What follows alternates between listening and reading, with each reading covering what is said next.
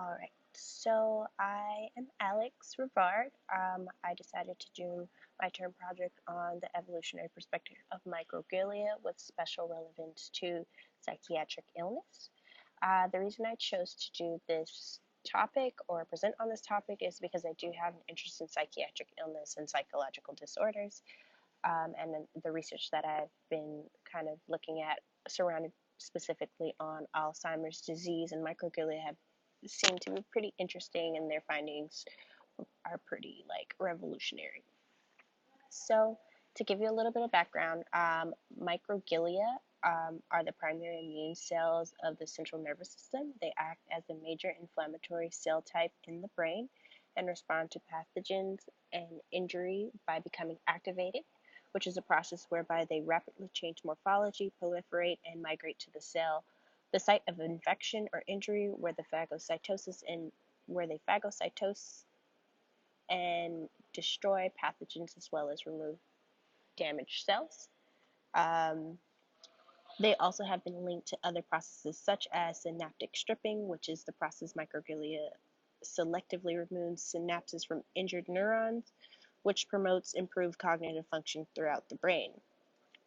They also help with removal of cellular waste and debris, and have been associated with the functioning of the blood-brain barrier. Lastly, microglia have been shown to utilize same cell and different cell communication to perform these functions. And so this picture that I have up here is pretty much a picture from a study conducted by Kim Green in his lab in Irvine on microglia. This is just a picture of microglia, or the mass amounts of microglia found in the brain. So the article I chose to review was The Evolutionary Perspective of Microglia, Neurocoupling with Special Relevance to Psychiatric Illness. This article discussed the evolution of microglia, a few of the aforementioned processes and functions of microglia, and its relevance to psychiatric illness.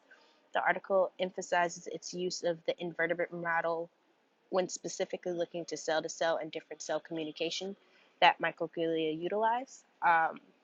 They noted that invertebrate microglia use intercell communication to carry out these functions through the use of neurochemicals such as dopamine, serotonin, nitric oxide, and interleukin, and a few others.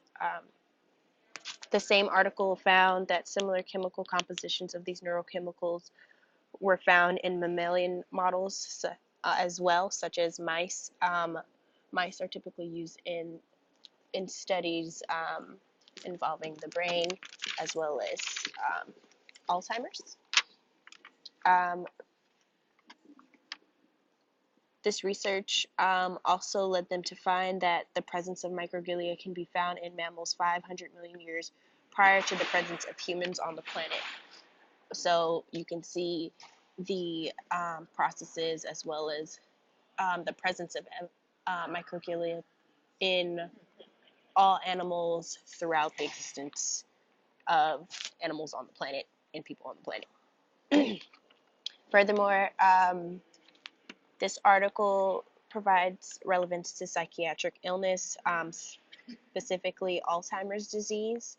They found that due to the profound presence and role of microglia within the central nervous system, scientists have been able to link the degeneration of mental functioning and cognitive functioning to microglia. So a lot of this is seen in Alzheimer's, Parkinson's, and other degenerative or neurodegenerative illnesses. And there's been much research on this. I'm going to show a quick clip of some research that's been done.